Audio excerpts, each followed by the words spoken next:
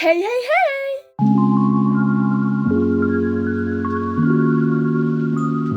On se retrouve aujourd'hui dans une nouvelle vidéo. Ça faisait hyper longtemps que je vous avais pas pris dans une vidéo. Et aujourd'hui nous allons faire un petit book haul, tout simplement parce qu'on vient d'arriver dans le mois d'avril, donc on est tout début avril. Et que j'ai acheté pas mal de choses et que il vaut mieux faire un book haul maintenant. Comme ça c'est réglé. Et après on pourra racheter d'autres trucs. Donc on est à 1, 2, 3, 4, 5, 6, 7, 8, 9, 10, 11. 11 livres. Et il y a un peu de tout. Il y a des livres de cours, il y a des classiques, il y a un peu de tout. Vous allez voir, c'est hyper varié. Je propose qu'on commence tout de suite parce que sinon on va jamais s'en sortir. C'est parti!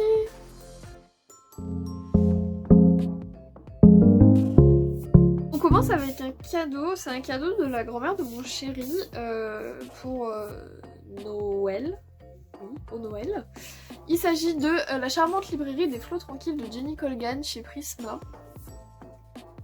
J'ai un Jenny Colgan, il est ici, là voilà, vous le voyez. Et oh, ça a sorti mon vernis. On s'en branle là, mais j'ai remarqué ça. J'ai eu envie de vous le dire. Je sais pas du tout de quoi ça parle, j'ai pas voulu lire le résumé, mais je sais que Jenny Colgan c'est souvent des espèces de petites romances contemporains tout doux. Je sais pas du tout quand je vais le lire parce que s'il y a pas de romance, ça va me saouler. J'ai pas envie de lire le résumé, mais je vais lire. Je sais pas s'il y a réellement de la romance ou pas. Il y a un fils, c'est une femme qui va revenir dans les Highlands. Je vais pas le dire. En Écosse. Elle a un fils et tout, j'aime bien les romances où il y a déjà un enfant dans l'histoire. Je trouve ça chou. Parce que c'est mignon dans le sens où genre, souvent les partenaires de la personne qui a déjà un enfant, on va le prendre comme son enfant entre guillemets. C'est rare dans les romances qui disent donc casse-toi. Le principe d'une romance c'est que ça finisse quand même un minimum bien. Là je l'ai pour Noël et je ne sais pas du tout quand est-ce que je vais le lire. Parce que pour l'instant j'ai pas du tout envie de lire de la romance. Donc voilà. Ensuite je suis allée chez ma tante et j'ai trouvé une librairie jeunesse. Donc j'ai acheté des livres. Comme c'est étonnant venant de moi. En premier j'ai acheté 2 Molière. C'est toujours aussi étonnant. J'ai pris Le Malade Imaginaire, Le Médecin Volant et L'amour médecin dans le même livre, parce que c'est 2 petites têtes. Donc voilà. J'ai pris... Alors Le Malade Imaginaire, il est quelque part chez moi. Je l'ai retrouvé, il a pris l'eau. Donc en fait, il y a genre une page sur 3 qui a sauté. Donc c'est chiant d'avoir une pièce de théâtre coupée. Et L'amour médecin, Le Médecin Volant et L'amour médecin, je savais même plus qu'ils existaient. Comme quoi je ne connais pas tout. Encore heureux. Mais du coup voilà, j'ai acheté les 2 petits Molières. Ma collection de Molière se...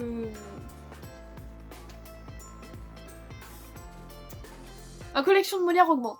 On va arrêter de faire des phrases, hein, voilà. Et ensuite j'ai trouvé... Alors j'ai toujours pas réussi à savoir si c'était une intégrale ou pas. Je vous en ai parlé rapidement dans le vlog. Il s'agit des Abîmes d'Outre-mer de Daniel Martinigol chez Naus. Voilà.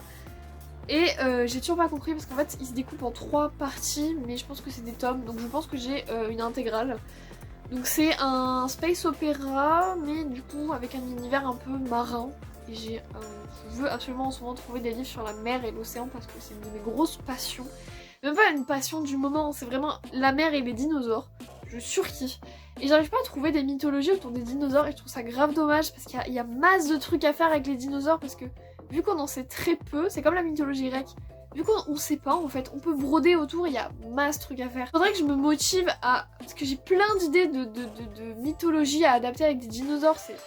Mais il y a trop d'idées dans ma tête en fait, donc il faudrait que je me pose vraiment et que je pose mes idées. Mais j'aimerais beaucoup écrire une fantaisie sur les dinosaures, ce serait un rêve de gosse en gros. Et là sur la mer, pareil.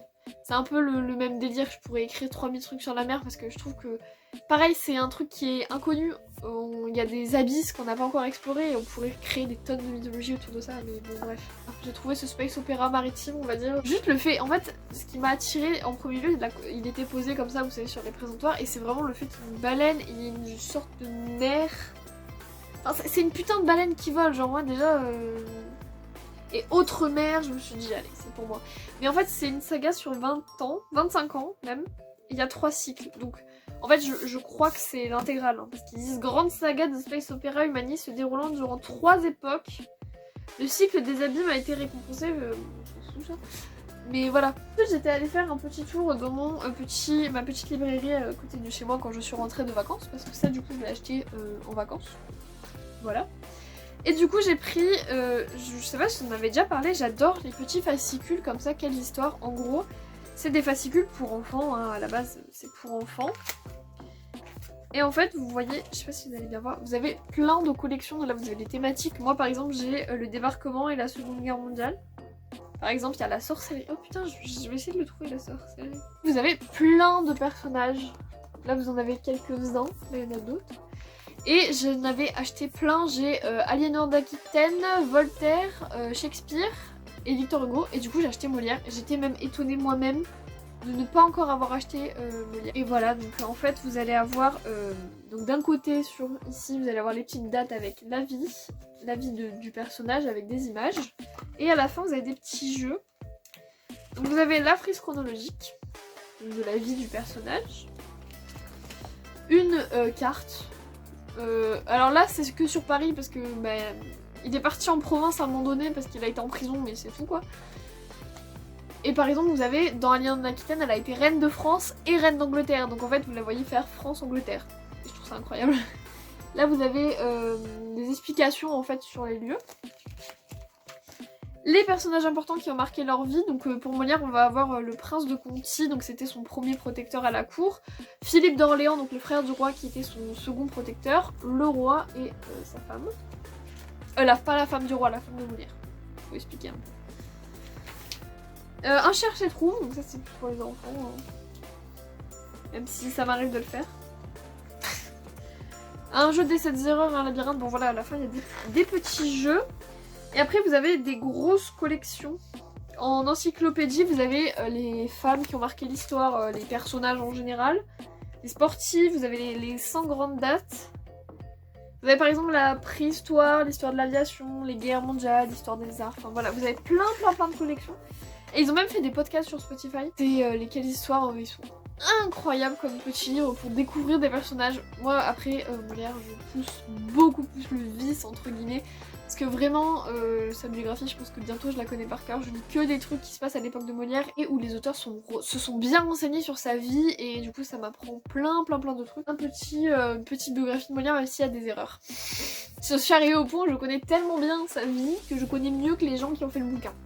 C'est vous dire. J'avais pris, ça c'est pour mon bac, hein, clairement, un truc de philo. C'est pour les révisions chrono, alors je l'ai acheté au mois de février, donc on est clairement pas sur les révisions chrono, j'ai encore 2 bons mois pour réviser ma philo, en plus on n'a pas fini le programme. Et c'est chez Magnard, et c'est super bien construit, en fait vous allez avoir une fiche, là par exemple c'est la science, vous allez avoir une fiche par thème, vous avez la technique, la liberté, hyper important dans la philo, la liberté, la religion, vous allez avoir des schémas ensuite pour bien résumer les grandes idées, les grands parcours en philo. Des méthodes pour la disserte, pour la lecture de texte et tout ça. Et vous avez des exercices commentés. Après, je gère à peu près, ça va, c'est pas ça qui me fait peur. Voilà. Donc vous avez des exemples de disserte et des exemples de texte qui vous pourraient être donnés dans chaque sujet. Je sais pas parler bien français là par contre.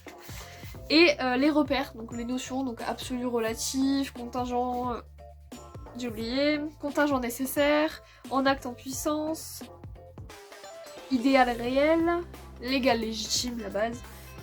Et après vous avez le lexique, donc tous les mots assez importants en philo. Et enfin vous avez l'index des auteurs, et je trouve ça trop bien parce que notre prof nous demande de faire des fiches auteurs. Alors pendant les vacances il faut vraiment que je taffe ma mère, mais vraiment, genre voilà. Du coup, il existe, alors il coûte 5,90€, c'est très peu cher, il est fluo de fou par contre.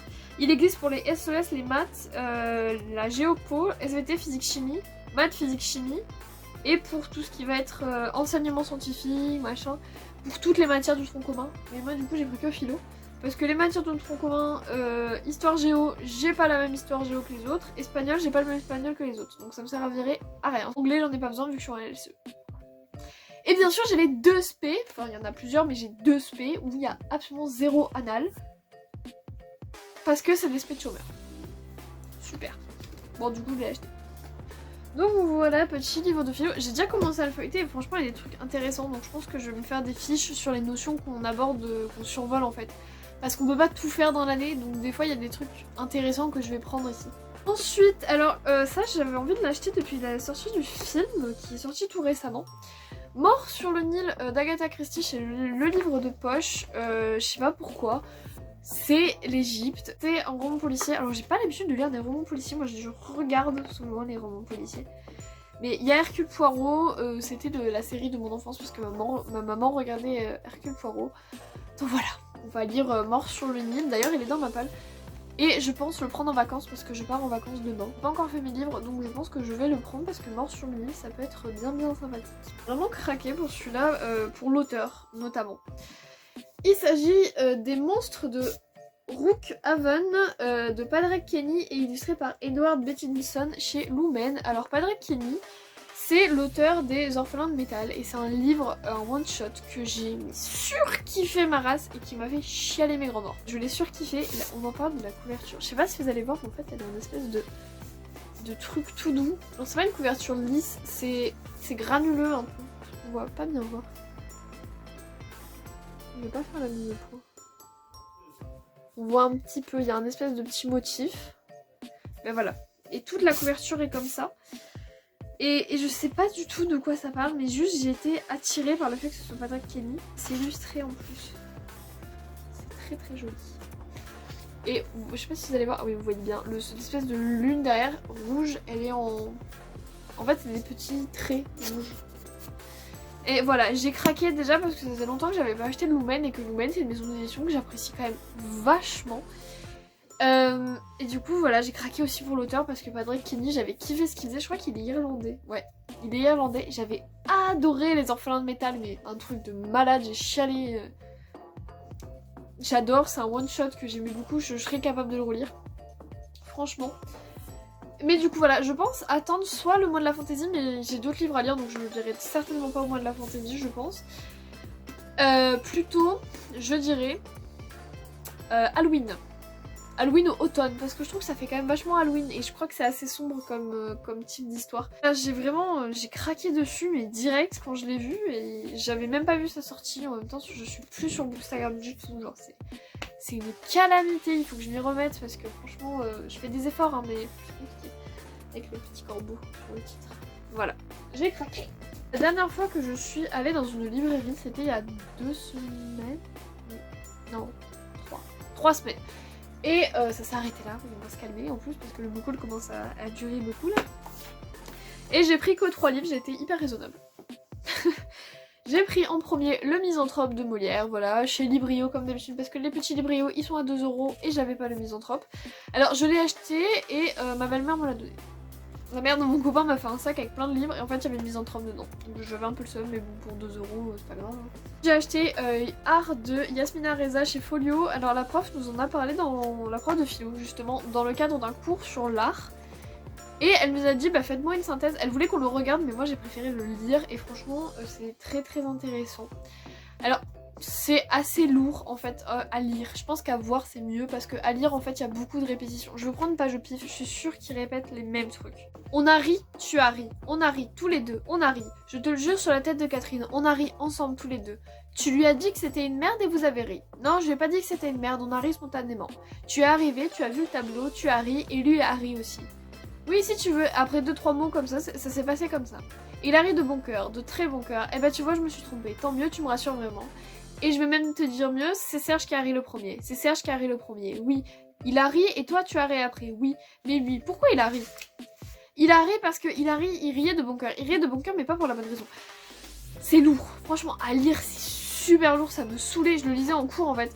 Et du coup pendant les pauses, et donc je regardais ma poche, putain ça fait 8 fois ils répètent la même phrase sur stop. C'est hyper intéressant, en fait on a 3 personnages, on a Yvan, Marc et Serge. Serge c'est un peu, comment dire... Il est pas snob, mais on sent qu'il y a un petit truc derrière où il veut se sentir un peu supérieur aux autres. Donc il est pas snob, mais il y a un peu de ça, et il a acheté une toile blanche, donc c'est celle qu'on voit là, avec il la décrit comment? Tableau blanc avec des liserés blancs, voilà. Et donc Serge a acheté un tableau blanc avec des liserés blancs, et on a Marc et Yvan qui sont ses 2 amis. Marc il est très radical dans ses idées. Si on pouvait décrire ça par des bords politiques, Serge c'est l'extrême droite, Marc c'est l'extrême gauche, clairement. Et donc Marc quand il découvre le tableau de Serge il se fout de sa gueule en mode mais t'as acheté une merde, genre c'est un tableau blanc quoi, juste le mec il a mis du blanc. Il lui dit clairement c'est une merde. Et il est déçu que son pote ait acheté ça parce qu'il a payé ça une fortune bien évidemment. Et Yvan il est un peu neutre dans l'histoire parce que bah c'est pas que c'est un mec, il est un peu influençable mais il est neutre. Il est en mode j'aime bien ton tableau, il y a un truc, mais j'aurais pas payé ce prix là. Vous voyez le truc, il est entre les deux. Et du coup, en fait, on va suivre leur amitié sur une journée, je crois que ça se passe en genre une journée ou une semaine, mais genre il y a une ellipse temporelle d'une semaine quoi. Et en fait, on va suivre l'évolution de leur amitié à travers d'un tableau. Ce qui est vraiment le truc le plus con de la Terre. Et vraiment, je suis un peu déçue par la fin, je vais pas vous spoiler, mais vraiment, il y a un des personnages qui m'a saoulée à la fin parce qu'il fait un truc vraiment qui ne se fait pas du tout et ça m'a gonflé. Mais voilà, en fait on va voir comment va évoluer leur amitié et comment ils vont repartir de zéro pour essayer de reconstruire leur amitié détruite à cause d'un bête tableau vraiment. Et du coup voilà, c'est ça notre... Parce que vu qu'on fait l'art, il y a le débat de l'art snob, ce qui est l'art à une utilité, ce genre de choses. Et du coup je trouve que ça alimente quand même vachement bien ce débat, du coup pour la rentrée je ferai une synthèse à la prof. Et ensuite j'ai craqué totalement, ça fait un moment, mais vraiment un moment que je le vois dans ma librairie, que je me dis il a pas l'air si intéressant, j'avais mis dans ma palle et tout, mais vous voyez c'est le genre de livre. Lovely Son, hein, de Emma Chase, donc chez Hugo Poche. Voilà. Je l'ai acheté. De ce que j'ai compris du résumé, en gros c'est deux ex du lycée qui vont revenir dans ce même lycée pour être prof. Et du coup ils sont plus élèves, ils sont profs et il va se repasser un truc en tant que prof. Alors j'ai toujours pas su déterminer si ça se finit à la fin du tome 1 ou s'il faut lire le tome 2. J'ai peur. Peut-être le tome 2 c'est d'autres persos. Je sais pas, j'en sais rien. Mais en tout cas je vais pas le lire tout de suite parce que c'est pas ma période romance. Mais voilà, j'ai acheté Lovely Son. Love Game c'est notre roman. Et voilà, Emma Chase, j'avais pas un truc d'Emma Chase. J'étais persuadée d'avoir quelque chose d'Emma Chase. Mais vraiment. J'ai pas de romance d'Emma Chase. Bah, ça va être une découverte, écoutez. Et du coup, voilà, je l'ai acheté. Ça fait pas mal là quand même. Genre, c'est bon quoi, on va se calmer. Je dis ça, mais bon, je vais chez mes grands-parents. Chez mes grands-parents, il y a des librairies partout. Ça va être compliqué. Non mais en soi, j'ai pas acheté tant de livres pour moi, entre guillemets, que ça. J'ai beaucoup acheté de classiques aussi. J'étais dans une période où je voulais beaucoup de classiques, donc ça a joué un peu dans mes choix. Mais sinon voilà, c'était assez cool. Sur ce, voilà, c'est la fin de ce book haul. On se retrouve très bientôt pour une prochaine vidéo qui sera sûrement un vlog. Donc je vous dis à très bientôt, je vous souhaite de passer de bonnes lectures, de bonnes vacances pour ceux qui sont en vacances et de bons cours pour ceux qui sont pas en vacances. Et je vous fais plein de bisous, ciao.